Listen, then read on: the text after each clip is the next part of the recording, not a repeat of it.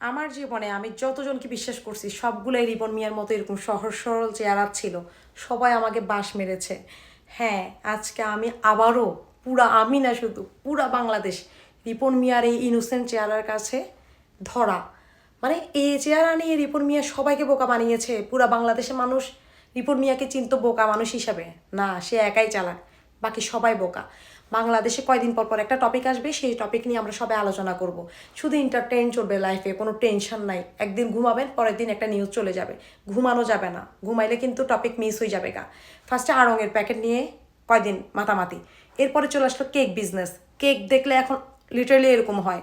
দেন চলে আসলো তনিয়াপুর বিয়ে। ভাই, তনিয়াপুর জায়গা যেতে আগে যোগ্যতা লাগবে।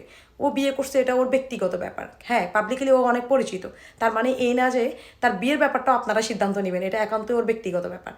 দ্বিতীয়ত কি হইলো, হ্যাঁ আচ্ছা আরেকটা জিনিস, এখানে অনেকে বলতে পারবেন যে সে কেন মানে টকশোতে এসে বলছে যে সে বিয়ে করবে না। মানুষ চেঞ্জ হইতেই পারে, এটা বলে লাভ নেই, পরিস্থিতি চেঞ্জ করে মানুষকে। আচ্ছা, এরপর রিপন মিয়া আমাদের সবাইকে সবাইকে বোকা বানাই দিছে।